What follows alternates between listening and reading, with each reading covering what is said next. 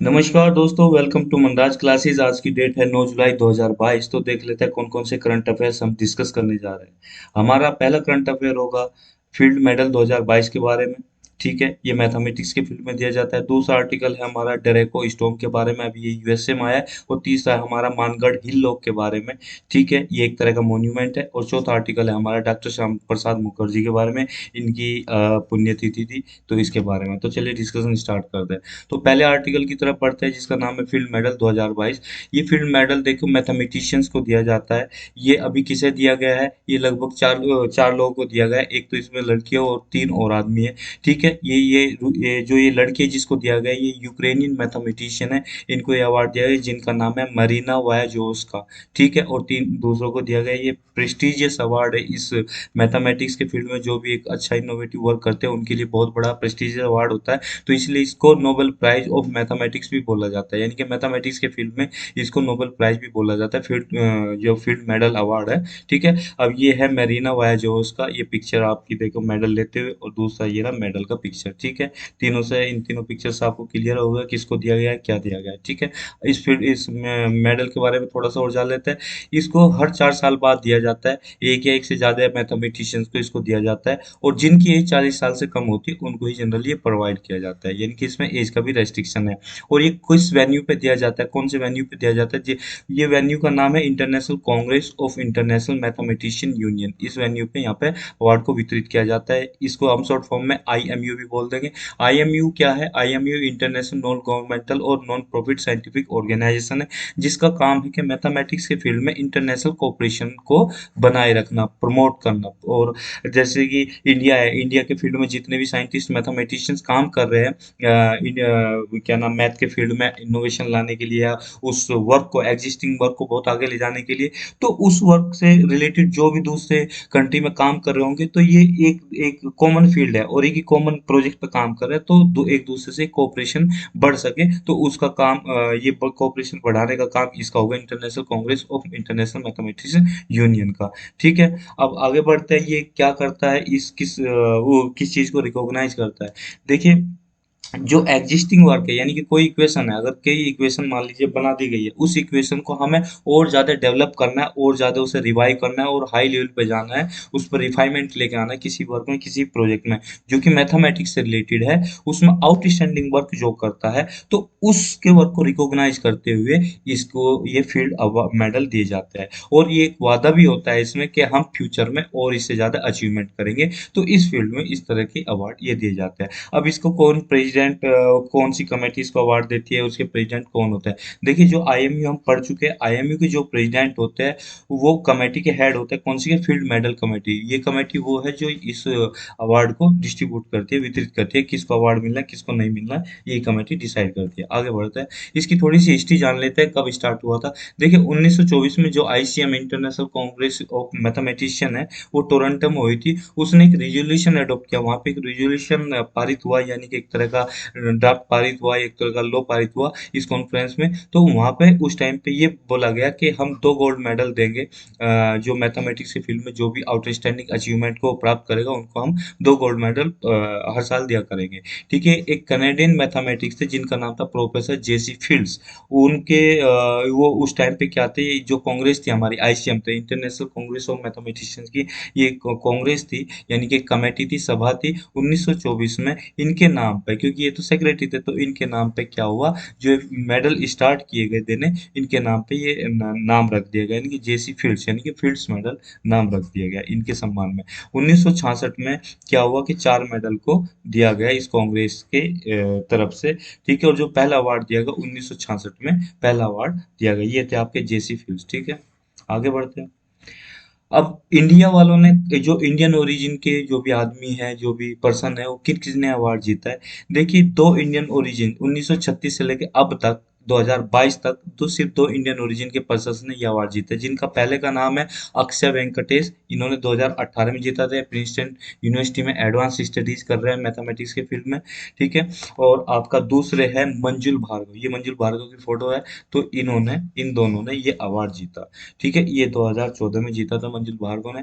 अब थोड़ी सी बात कर लेते हैं इंटरनेशनल डे ऑफ मैथमेटिक्स, ये कब मनाया जाता है? 14 मार्च को मनाया जाता है, किसी भी एग्जाम में ये छोटा सा क्वेश्चन पूछा जा सकता है। आगे बढ़ते हैं, अगला आर्टिकल हमारा डिरैको स्टॉर्म के बारे में। देखिए थोड़ा सा आर्टिकल लंबा हो सकता है, समझने में हल्की सी प्रॉब्लम हो सकती है, क्योंकि इसमें कुछ कंसेप्ट है, कुछ टर्म्स है जो कि समझने बहुत जरूरी है। फिर भी आपको, मुझे पूरी उम्मीद है कि आपको समझ में आएगा और मैं इसे बेहतर अच्छी तरीके से समझा सकूंगा।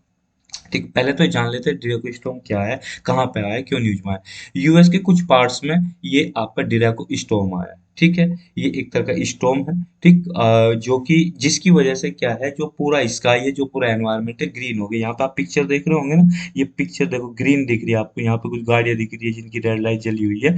तो देखो पूरा एनवायरनमेंट क्या है, ग्रीन हो गया। अब ये स्टॉर्म, इस डिराको स्टॉर्म के आने से ही एनवायरनमेंट पूरा ग्रीन हुआ है, और यूएसए कुछ स्टेट्स में आया। अब यूएसए कि कौन सी स्टेट में है, ये सेंट्रल और ईस्टर्न यूएसए के जो ये भी स्टेट है, यहाँ पे देखिए यूएसए का आपका मैप है। ठीक है, ये रहा आपका ईस्टर्न एरिया, और ये पूरा सेंट्रल एरिया थोड़ा सा आ जाता है, तो यहाँ पे कुछ पार्ट में आया है। ठीक है, तो अब आगे बढ़ते हैं।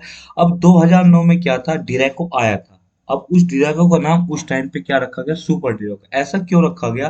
क्योंकि सुपर से मतलब है जिसकी इंटेंसिटी बहुत ज्यादा आई हो, या बहुत ही हाई लेवल का आउटस्टैंडिंग लेवल की कोई चीज हो, उसको हम सुपर बोल देते हैं।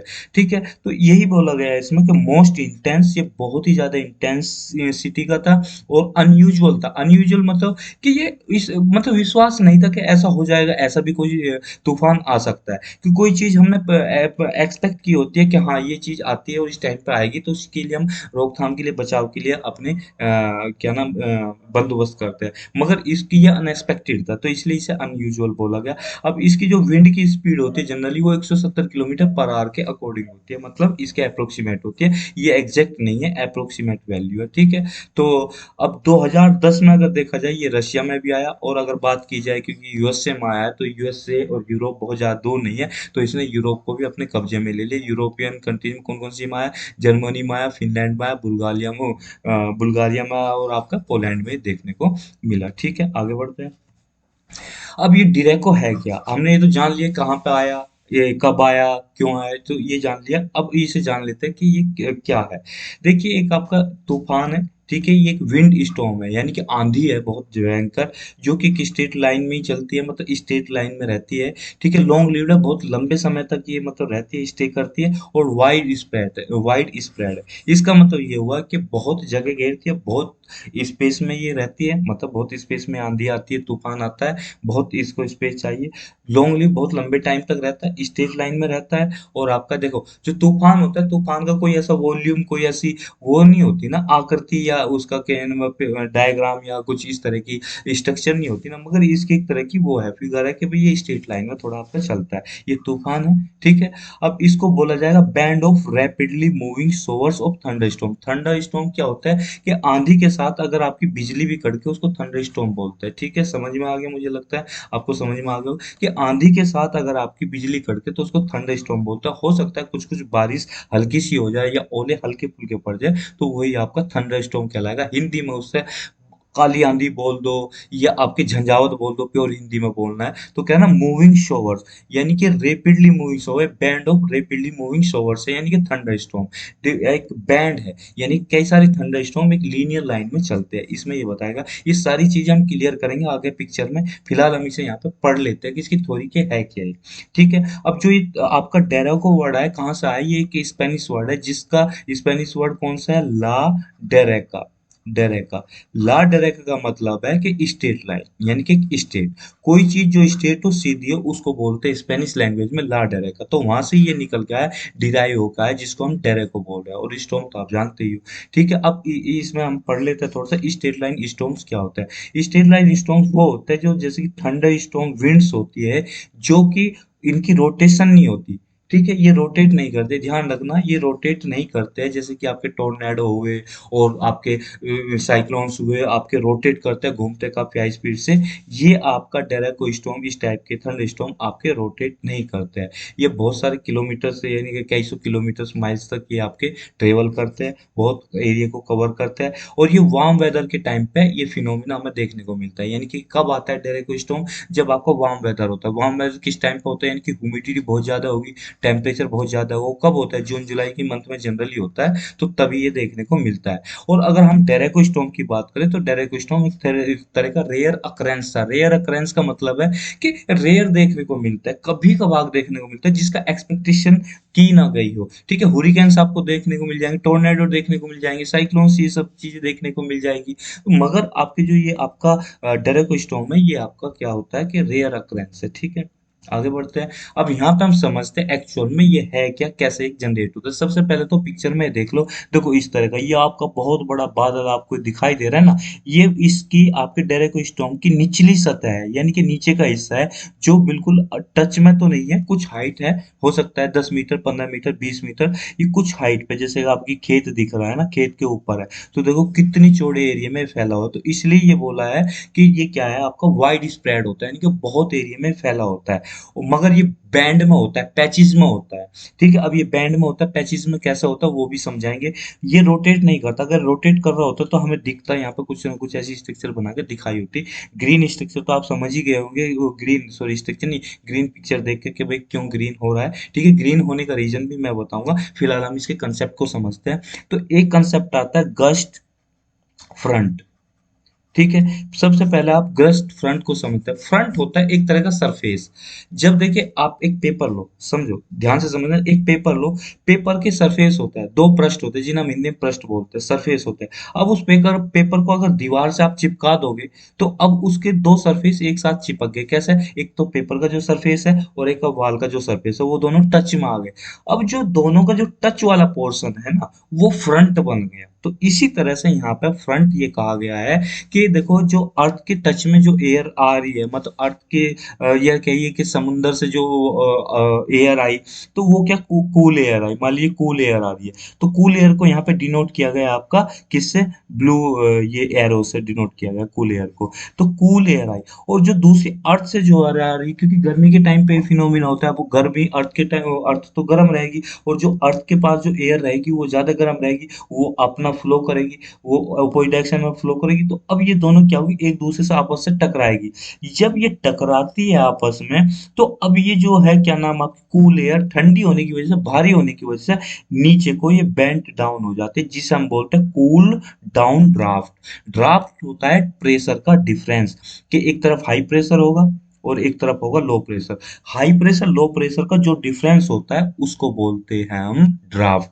ठीक है, ये एक साइंस का एक टर्म है। ठीक है, सिंपल आप ये समझो कि प्रेशर की डिफरेंस को, एयर का फ्लो जो है उसमें जो प्रेशर का डिफरेंस आया उसको हम ड्राफ्ट बोल रहे हैं। अब ये कूल, जो ठंडा आपका प्रेशर डिफरेंस है हवा का, वो नीचे को हवा बैठ रही है, एयर बैठ रही है, उसको आप क्या बोल रहे हो? कूल डाउन ड्राफ्ट बोल रहे हो। और जो ऊपर को जाएगी उसको आप बोलोगे वार्म अप ड्राफ्ट, क्योंकि गर्म हवा है, गर्म हवा को आपके रेड कलर से डिनोट किया गया है, और आपकी जो ठंडी हवा है, ठंडी एयर है, उसको आपको क्या डिनोट किया? ब्लू कलर से। अब आप जानते हो कि जो ठंडी चीज होती है उसकी डेंसिटी थोड़ी ज्यादा होगी, गर्म एयर की वॉल्यूम ज्यादा होगा, तो उस पर आपका बाउंसी फोर्स ज्यादा लगेगा, वो ऊपर उठेगी हल्के होने से, और जो गर्म वो ठंडी एयर है वो भारी होने से नीचे बैठेगी। तो इसका नीचे बैठना, इसका ऊपर उठना, जब एक दोनों के टच में चलेगी, तो इनका एक बीच में सरफेस बन जाएगा बहुत बड़ा, क्योंकि ये तो बहुत एरिया में फैला हुआ है, तो बहुत बड़ा सरफेस बन गया। इसी को बोलते हैं फ्रंट। ये फ्रंट जो बना, इसी को बोलते हैं फ्रंट। अब वर्ड आया गस्ट। गस्ट होता है कि आंधी। आंधी क्योंकि बहुत तेजी से हवाएं आ रही थी। गस्ट एक तरह की आंधी होती है, झंझावात होता है, जब दो गस्ट आपस में मिलते हैं different different temperature, different pressure के, तो एक फ्रंट क्रिएट होता है, उसी को आप गस्ट फ्रंट बोल रहे हो। इसका एक दूसरा नाम और आएगा, उसे भी आगे डिस्कस करेंगे, फिलहाल इतना ही जान लो। तो अब यहाँ पे हम देख रहे हैं कि गस्ट फॉर्मेशन। तो आपने यहाँ पे क्या देखा कि ठंडी या नीचे को बैठी, गर्म हवा ऊपर को गई, तो यहाँ पे क्या हुआ कि गस्ट फॉर्मेशन हुआ। ठीक है, अब जो गर्म हवा ऊपर को जा रही है, तो ऊपर को जाके क्या होगा, ये भी ठंडी होनी शुरू हो जाएगी। तो अब ठंडी होने की शुरू होने की वजह से ये नीचे को बैठेगी, नीचे बैठेगी तो ऐसे आपकी क्या हो, डिस्पर्ज हो जाएगी, इधर को डिस्पर्ज हो जाएगी। यानी कि जो हवा है ये व्हाइट व्हाइट आपको दिख रहा है, स्टॉर्म दिख रहा है, ये फैल जाएगा, टेल बन जाएगी। ठीक है, एक पूंछ टाइप बन जाएगी, टेल बन जाएगी। तो आपको यहाँ पे पिक्चर में एरो की मदद से दिखाया भी हो। ऐसे ही यहाँ पर होता है, जब ये वो जो ठंडी हवा नीचे जाएगी, नीचे जाके अर्थ से जब टकराएगी तो नीचे जाके फैल जाएगी, क्योंकि स्प्रेड हो जाएगी, डिस्ट्रीब्यूट हो जाएगी। ये कुछ इधर हो जाएगी और आपका कुछ इधर चली जाएगी, कुछ इधर चली जाएगी। तो यहाँ पे आप पिक्चर में भी देख रहे हैं। अब 3 फेज आएगी यहाँ पे। पहली फेज तो ये होगी स्टेज 1, जो होगी फॉर्मेटिव यानी कि फॉर्मेशन। यहाँ पे आपका क्या हो रहा है, फ्रंट फॉर्म हो रहा है, यानी गस्ट फॉर्मेशन हो रहा है, फ्रंट फॉर्मेशन हो रहा है। तो देखिए कोई चीज होती है, कोई चीज बननी स्टार्ट होती है, बनती है, वो आपकी आपकी स्टार्टिंग फेज में आती है, क्योंकि अब मैच्योर होनी शुरू हो रही है। एक टाइम आएगा पीक पे पहुंच जाएगी, यानी कि फुल्ली मैच्योर हो चुकी है। एक टाइम आएगा जब आपकी ये एंड की स्टेज आएगी, इसकी ये एंड की स्टेज है, क्योंकि अभी अपनी मैच्योरिटी से डाउन होती जा रही है। एक टाइम आएगा जब ये खत्म हो जाएगी, यानी कि जीरो पहुंच जाएगी, यानी कि इसका डिमोलिशन हो जाएगा। जैसे कि जवानी, वो बचपन, अर्ली मैच्योरिटी, फिर आपकी जवानी, यानी कि मिडल मैच्योरिटी, फिर आपका पूरी एकदम जो यंग एज आती है पीक, ये आपकी फुल मैच्योरिटी, फिर आपका बुढ़ापा आएगा। ठीक है, वो आपका डिमोलिशन की तरफ बढ़ने लगता है, बुढ़ापा, एक आखिर में डेथ हो जाती है। तो यहाँ पे क्या यही बताया गया है, ये 4 स्टेज में यहाँ पे फॉर्मेशन हुआ।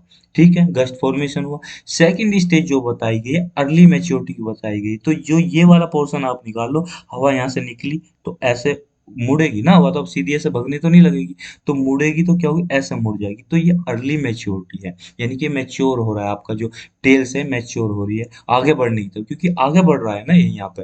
ठीक है, दूसरी आपकी थर्ड स्टेज आती है लेट मैच्योरिटी, यानी कि आपकी इसकी ओल्ड एज वाली स्थिति आ गई है। अब क्योंकि यहाँ पे अब ये घूम रहा है, अभी पूरी तरह से घूमा नहीं, अब घूमने के बाद दोबारा यहीं से टकराएगा, तो अब यहाँ पे टर्बुलेंस फॉर्म हो जाएगा, यानी कि मरने लगेगी जो एरोज है, जो ये हवा का वो सर्कुलेशन है, ये आपका खत्म होने लगेगा। तो इसको बोलते हैं लेट मैच्योरिटी, और आखिर में खत्म हो जाता है, यानी डिसिपेट हो जाता है, खत्म हो, देखिए खत्म हो गया, सिर्फ थोड़ा सा आगे बढ़ा। तो यहाँ पे आपको क्या समझे, यहाँ पे आपने गस्ट फॉर्मेशन समझा। गस्ट फॉर्मेशन से समझने से कि इनकी टेल जो है आपका ये स्टॉर्म है, थंडर स्टॉर्म है, और ये आपका डेरेको स्टॉर्म जिसके बारे में पढ़ रहे हैं, ये कैसे आगे बढ़ता है ये समझा। तो आई होप आपको ये समझ में आया होगा। इसके बारे में थोड़ा सा और जान लेते हैं। देखिए जैसे कि वही था कि जेट स्ट्रीम बड़ी पहली स्टेज में क्या हुआ, ये माइग्रेट करेगी हाई प्रेशर से लो प्रेशर की तरफ। यहाँ पे ड्राई एयर होती है, मगर जो इसमें मोस्ट एयर होगी, क्योंकि एनवायरनमेंट तो हमारा बाहर से कूल है, मोस्ट एयर होगी वो ठंडी कर देगी इसे, और ठंडी एयर क्या है, नीचे बैठेगी। तो दूसरे पॉइंट पे क्या आ जाता है, दूसरे पॉइंट में डाउन ब्रस्ट आ जाता है, जो हम नीचे पढ़ रहे थे कूल, आप डाउन ड्राफ्ट जिसे पढ़ रहे थे। तो डाउन बस्ट विंड नीचे आपकी इस स्पीड से पहुंचती है, यानी कि chilled air is denser than the surrounding, accelerate down toward the ground. ठीक है, ये हमने समझा। फिर इसके बाद ये फ्रंट फॉर्मेशन हुआ तीसरी फेज में, क्योंकि गर्म एयर तो ऐसे चढ़ रही है ना, डाउन एयर नीचे को आ रही है, गर्म एयर ऐसे चढ़ रही, तो इनके बीच में फ्रंट फॉर्मेशन हुआ। तो फ्रंट फॉर्मेशन ऐसे दिखेगा आपको इस तरह से। तो तीसरी स्टेज में bands of the thunderstorm called बो इकोज। अब जो हमने वहां पर पढ़ा था गस्ट फ्रंट, तो गस्ट फ्रंट का दूसरा नाम है बो इकोज। ठीक है, इनको बो इकोज भी बोलते हैं। ठीक है, मूव इन वन डायरेक्शन, अब एक इस डायरेक्शन में मूव कर रहे हैं बो इकोज। अब इसकी जो चौथी स्टेज होगी डैमेज होने वाली स्टेज होगी, damage straight line surface wind. अब क्योंकि सरफेस पे ब्लो कर रही है, तो ये अब डैमेज होना शुरू हो जाती है। तो इस तरह से देखो, अब जो बैंड की बात कर रहे थे, तो ये होते हैं बैंड, एक ये रहा बैंड, एक ये, एक ओ सॉरी, एक ये थंडरस्टॉर्म रहा, ये रहा, ये रहा, ये रहा। इस तरह से देखो, ये स्ट्रेट लाइन में आपका पूरा स्ट्रेट लाइन में दिख रहा है ना आपको।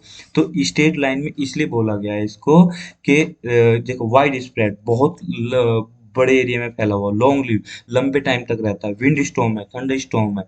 ठीक है, किसके साथ एसोसिएट होता है, बैंड ऑफ फास्ट मूविंग सोवर्स, या टी स्टॉर्म मतलब थंडर स्टॉर्म। तो ये अब देखो, जो एयर थी, जो फ्रंट बन रहा था, वो आगे की तरफ बढ़ रहा है काफी हाई स्पीड से। ठीक है, तो इस तरह से आगे की फास्ट मूविंग है। तो थंडर स्टॉर्म देख रहे हैं ना, ये बिजली कड़क रही है, ब्रांच निकल रही है, तो ये ही है आपका डीरेको। ठीक है, आई होप आपको समझ में आ गया होगा, इसकी स्पीड क्या है, ये सब आप इसमें से पढ़ सकते हो। ठीक है, अब यहाँ पे और दूसरी पिक्चर, इस तीसरी पिक्चर में अगर पीछे भी समझ में ना आया, तो यहाँ पे देखिए, ये इसकी हुई अर्ली स्टेज, गर्म हवा आई, तो आपको ये थोड़ा सा यूनिफॉर्म उसमें दिखेगा शेप में। इसका एक क्रॉस सेक्शन काटा हुआ है, यानी कि जो आपकी पिछली पिक्चर थी इसमें से यहाँ से आप हाफ में से इसे कट कर दीजिए, और जो इसका हिस्सा दिखेगा वो इस तरह से दिखेगा यहाँ पे। तो ये ऐसे गर्म हवा ऊपर उठ रही है और ये फिर इधर को फैल रही है। आगे जब ये आगे बढ़ गया तो ये गस्ट फ्रंट और बड़ा हो गया, और ये क्या इधर को फैलने लगी हवा, ये इधर को फैलने लगी, टेल बनने लगी। ठीक है। और अब जब तीसरी स्टेज में पहुंच गई, डिमाइज वाली स्टेज में, तो फुल्ली डेवलप हो चुका है, तो ये बहुत आगे बढ़ चुका है, बड़ा एरिया को घेर चुका है, तो आगे बढ़ रहा है। ठीक है। तो यही है। आई होप आपको समझ में आ गया हो, क्योंकि पिक्चरों की मदद से मैंने पूरी कोशिश की आपको समझाने की, और मुझे पूरी उम्मीद है आपको समझ में आया होगा। आगे बढ़ते हैं, अब इसके टाइप जान लेते हैं। तीन टाइप का होता है, सीरियल टाइप का, प्रोग्रेसिव टाइप का और हाइब्रिड टाइप का। सीरियल और प्रोग्रेसिव दोनों को मिलाकर आपका बनता है हाइब्रिड टाइप। तो हाइब्रिड टाइप के बारे में जानने की जरूरत नहीं है, क्योंकि हाइब्रिड इन दोनों को समझ लो तो ये समझ में आ जाएगा। इनकी सिर्फ डेफिनेशन समझते हैं, क्योंकि बाकी तो हम वो चीज समझ चुके हैं। ठीक है। तो यहाँ पे देखते हैं, जो सीरियल टाइप डिरेको होता है क्या होता है, एक्सटेंसिव होता है, बहुत लार्ज होता है, स्क्वायर लाइन होती है, लार्ज स्क्वायर लाइन होती है। स्क्वायर मतलब थोड़ी सी बारिश की शोवर्स होते हैं आंधी के साथ। तो वाइड एंड लॉन्ग होता है, sweeping large area, large areas को कवर करता है। और ये कब आता है, या तो आपके स्प्रिंग के सीजन, बसंत ऋतु में, या बारिश के सीजन में, जो बारिश बसंत ऋतु के बाद बारिश का सीजन जो शुरू होता है जी।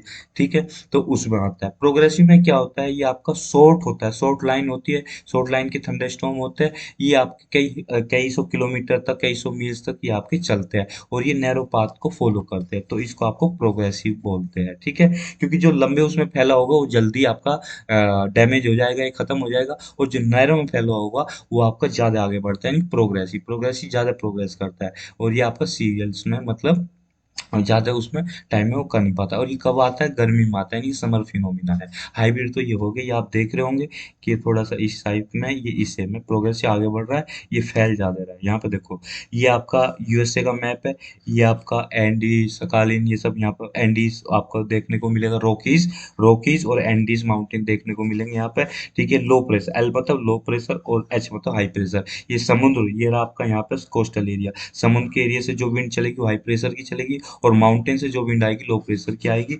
तो ठीक है। तो यहाँ पे ये आपकी टकराएगी, तो यहाँ पे ये फ्रंट फॉर्म करेगी, तो यहाँ पे सीरियल आपका डायरेक्ट स्टॉर्म होगा, और यहाँ पे आपका वो होगा progressive direct storm. I hope समझ में आ गया होगा। आगे बढ़ते हैं। अब ग्रीन कलर के बारे में जान लेते हैं। ग्रीन कलर क्यों होता है, ग्रीन कलर देखिए इसलिए होता है कि जब आपकी ये थंडर स्टॉर्म होता है, उसमें क्या हेल्स होते हैं, हेल्स मतलब आपके बर्फ के छोटे छोटे टुकड़े, छोटे छोटे पार्टिकल, और छोटी छोटी पार्टिकल्स किसकी बूंद भी होती है, यानी कि पानी की बूंदें होती है। अब जब जो सन की जो लाइट होती है दोपहर या शाम के टाइम में, वो येलोइश आपकी होती है, थोड़ी सी रेडिश येलोइश होती है।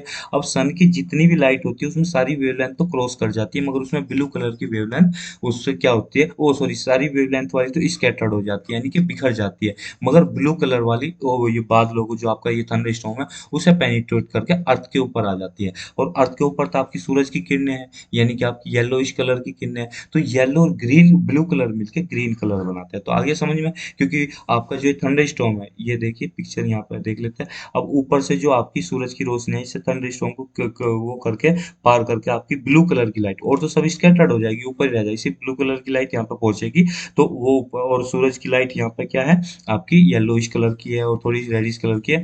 तो यहाँ पे जो ब्लू कलर की वेवलेंथ पहुंची, और यहाँ पे येलोइश कलर का आपका वो है, तो वो क्या दोनों मिलकर आपका क्या बनाते हैं, ग्रीन कलर बनाते हैं। तो ग्रीन इसलिए हो जाता है पूरा एनवायरनमेंट। ठीक है। तो ये था हमारा आर्टिकल, आई होप समझ में आ गया। अगला आर्टिकल की तरफ बढ़ते हैं, मानगढ़ हिलों के बारे में। देखिए क्या हुआ है कि जो हमारा नेशनल मॉन्यूमेंट अथॉरिटी है, उसने मांग की है मानगढ़ हिलों जो कि आपके राजस्थान में है, इसको आपका नेशनल मॉन्यूमेंट ऑफ इम्पोर्टेंस का दर्जा देने की बात की है। क्योंकि यहाँ पर 1500 भील्स ट्राइब्स की जो आपके फ्रीडम फाइटर्स थे, अंग्रेजों के साथ लड़ते लड़ते उनको मार दिया गया था अंग्रेजों ने। ये एक तरह से आपका भील ट्राइब्स का आपका जलियांवाला बाग कांड की तरह ही इवेंट थी। जो भील ट्राइब मारे गए थे अंग्रेजों के द्वारा, ये जलियांवाला बाग कांड जैसे मैसेकर हुआ था आपका, उसी टाइप का है ये। ठीक है। यहाँ पे आप देख रहे होंगे कब हुआ था आपका ये मैसेकर, ये 17 नवंबर 1913 में होता। सो यहाँ पे गलत लिखा गया, 1973 लिख रहा है, जबकि यहाँ पे 7 नहीं आना था। 17 नवंबर 1973 में मैसेकर हुआ था। ये आपका मैनो फील्ड होगा, एक तरह का मॉन्यूमेंट है, बड़ा एक तरह का टावर है। ठीक है। इसको नेशनल मॉन्यूमेंट ऑफ इम्पोर्टेंस का दर्जा देने की बात कर रहा है कौन, नेशनल मॉन्यूमेंट अथॉरिटी। इनके सब के बारे में जानेंगे। पहले तो आप इस औरत से मिल लो, ये आपकी देखो भील प्रजाति की, भील ट्राइब्स की औरत है। ठीक है। इस तरह से इनका पहनावा होता है, ये गले में जो पहन रहे चांदी की असली होती है, ये चांदी के सारे ऑर्नामेंट्स पहन रखे हुए, ठीक है। इसके बारे में पढ़ते हैं। ये गुजरात, ये कहाँ पे है? गुजरात जो राजस्थान का बॉर्डर्स है वहाँ पे स्थित है, ठीक है। वहाँ पे एक साइट है जहाँ पे ट्राइबल अपराइजिंग हुई थी, यानी कि ट्राइबल्स लोग ने प्रोटेस्ट की थी अंग्रेजों के खिलाफ। किस चीज को प्रोटेस्ट हुई थी वहाँ पे? तो वहाँ पे मसेकर हुआ, 1520 ट्राइबल के जो फ्रीडम पार्टी थे, वो फ्रीडम फाइटर थे, 1913 में मसेकर कर दिया गया, ठीक है। अब इसको आदिवासी जलियांवाला बाग भी के नाम से भी जाना जाता है, ठीक। अभी वो मैं पीछे बता चुका हूँ, ये कब हुआ था? 17 नवंबर 1913 में हुआ था। कैसे? कि ब्रिटिश फोर्सेस ने इनके ऊपर गोलियां चला दी थी। यहाँ पे एक साइड पे सब लोग जाके इकट्ठे हो गए। जैसे ही जलियांवाला बाग में बैसाखी के दिन सारे पंजाबी लोग वहाँ पे बैसाखी मनाने के लिए उसमें इकट्ठे हुए थे, तो जनरल डायर ने गोलियां उन पे चलाने का ऑर्डर दे दिया गया था, और वहाँ पे बहुत सारे लोग जो है मारे गए थे। तो जो जलियांवाला बाग मैसेकर हुआ था, उसी टाइप का ये मैसेकर हुआ, ठीक है। तो इनके जो लीडर थे वो प्रोटेस्ट कर रहे थे, उनका नाम था गोविंद गुरु जी, ठीक है। यहाँ पर 1500 ट्राइबल्स मारे गए थे, बस इतना याद रखो कि ये आदिवासी जलियांवाला बाग भी इसको बोला जाता है, ठीक है। अब नेशनल मॉन्यूमेंट अथॉरिटी के बारे में थोड़ा जान लेते हैं। ये किसके अंडर आती है, किसके अंडर स्टेब्लिश की गई? मिनिस्ट्री ऑफ कल्चर के अंडर स्टेब्लिश की गई। क्या जरूरत पड़ी किसकी वजह से स्टेब्लिश करनी पड़ी? देखिए, एक हमारा एक्ट है जिसका नाम है ancient monument and archaeological sites and remains, AMASR amendment and validation act 2010। 2010 का ये अमेंडमेंट है। उसकी रिक्वायरमेंट थी कि ऐसी मिनिस्ट्री स्टेब्लिश की जाए जो इन चीजों पे ध्यान दे सके, ठीक है। तो तब मिनिस्ट्री ऑफ कल्चर का आपका स्टेब्लिशमेंट हुआ, ठीक। तो अब इसने क्या काम है इसका, जो आपका NMA मिनिस्ट्री ऑफ क्या नाम, सॉरी, नेशनल मॉन्यूमेंट अथॉरिटी का काम ये है कि कंजर्व करती है जितनी भी हमारी मॉन्यूमेंट्स और साइट है, हिस्टोरिकल साइट्स है, उनको कंजर्व करने का काम करती है। कंजर्व करने का मतलब काम ये है कि जैसे ताजमहल है, अब सोच के देखो, ताजमहल के पीछे कोई घर बना के रहने लगे, या वहां पे खेती करने लगे, या वहां पे कोई कंपनी लगाने लगे, तो ताजमहल की तो ब्यूटी खत्म हो जाएगी ना। तो इस तरह से आप लाल किले के पास में कुछ ऐसा बड़ा घर बनाने लगे, हवेली बनाने लगो लाल किले के पीछे, लाल किले के सामने, तो ऐसा नहीं हो सकता। तो उसके कुछ एक पर्टिकुलर रेंज में आप वहां पे कंस्ट्रक्शन का काम नहीं कर सकते। उसी चीज को प्रिजर्व करती है, प्रिजर्व करने वो कंजर्व करती है, प्रिजर्व प्रिजर्व कर कोई उसे डैमेज ना कर दे। आके जैसे बच्चे घरों में नहीं दीवारों पे कलर कर देते हैं और लकीरें खींच देते हैं, लाइंस खींच देते हैं, दीवार गंदी हो जाती है, इस तरह कोई वहां पर आके तोड़ फोड़ ना करे, गंदा ना करे। तो उस चीज का काम, इसका ये काम है कि इस चीज को प्रिजर्व कंजर्व करना, ठीक है। अब ये चीज जो NMA, इसका एक रोल ये भी है कि जैसे कि कोई आपका कंस्ट्रक्शन करना चाहता है एरिया में, मगर वो एरिया है आपका नॉन परमिटेड, परमिटेड एरिया नहीं है, non permitted area, band area है, उससे बाहर वो कंस्ट्रक्शन करना चाहता है, सबसे पहले इससे अथॉरिटी लेनी पड़ेगी, क्योंकि मोन्यूमेंट जहाँ पे है वहाँ पे आपको कोई कंस्ट्रक्शन का काम करना है, तो इससे पहले परमिशन लेनी जरूरी है NMA से, ठीक है। अब भील टाइप के बारे में जान लेते हैं थोड़ा से। राजस्थान के बोमेंस भी इनको बोला जाता है, क्योंकि ये पहले तीरों से लड़ते थे, क्योंकि ट्राइब्स है इनके पास तो एडवांस इक्विपमेंट, तो एडवांस आपके आर्टिलरी तो होती नहीं थी, ठीक है। ये इंडिया की बहुत ज़्यादा फैली हुई ट्राइब्स है, लगभग सभी पूरे इंडिया में हर जगह फैली हुई है, मगर मोस्टली साउथ ईस्ट एशिया की जो ट्राइब्स है ये ज़्यादातर आपके राजस्थान में देखने को मिलती है। अब ये दो टाइप की ट्राइब्स है, एक तो आपकी सेंट्रल है, उसमें है इंडिया में, जिसे आप प्योर भील्स बोलते हैं, दूसरी ईस्टर्न इंडिया में जिसे राजपूत भील भील बोलते हैं, ठीक है। जो सेंट्रल व्हील है वो आपके माउंटेनियस एरियाज में पाई जाती है, रीजन्स में पाई जाती है। माउंटेनियस एरियाज, वो रीजन्स कौन कौन से हैं? मध्य प्रदेश, महाराष्ट्र, गुजरात, राजस्थान, ये इंडिया के आपके माउंटेनियस रीजन्स है। इनमें आपकी सेंट्रल टाइप्स, जो ये आपकी व्हील टाइप है वो पाई जाती है। और आपके जो त्रिपुरा का नॉर्थ वेस्टर्न रीजन है उसमें भी इनको देखने को देखा जा सकता है। ये शेड्यूल कैटेगरी में आती है, कौन कौन से डिस्ट्रिक्ट में, वो कौन से स्टेट में? आंध्र प्रदेश में, छत्तीसगढ़ में, गुजरात में, कर्नाटका में, मध्य प्रदेश में, महाराष्ट्र, राजस्थान, त्रिपुरा। ये चीजें नहीं पूछी जाएगी कौन सी स्टेट में कैटेगरी में आती है, मगर ये पूछा जा सकता है कहाँ कहाँ ये मिलती है। ये पूछा जा सकता है क्या ये राजस्थान में मिलती है, क्या ये इंडिया के मैक्सिमम पार्ट में मिलती है, सभी में मिलती है? तो हाँ जी, ये पूछा जाए कि सभी में ही नहीं कहेगा, या मैक्सिमम पार्ट में बोल सकता है, या आपका ओनली राजस्थान बोल सकता है, तो ये जानना जरूरी था, ठीक है। और इससे अब हिस्टोरिकल पर्सपेक्टिव ये जानते हैं, जो अपरी आर्यन रेस थी, यानी कि आर्यन के आने से पहले जो भी आपके ट्राइब्स रहते थे वो भील्स वहां पे रहते थे। भील जो वर्ड निकल के आया, ये आपका द्रविडियन जो आर्क का लैंग्वेज है वहां से निकल के आया। द्रविडियन लैंग्वेज में मतलब विलू, विलू को आपका डिफॉर्म फॉर्म में बिलू भी बोला जाता है। ये तो उसका मतलब होता है द्रविडियन लैंग्वेज में बो, मतलब आपका धनुष, तीर कमान, ठीक है। तो क्योंकि तीर कमान यूज करते थे, इसको बो बोलते हैं इंग्लिश में बिलू, बिलू से मतलब हो गया भील। जैसे जैसे टाइम बढ़ता गया, टाइम पास होता गया, तो इसको बिलू को भील बोल दिया गया, ठीक है। जो भील का जो मेंशन मिलता है वो आपका महाभारत और रामायण में मिलता है भील टाइप का।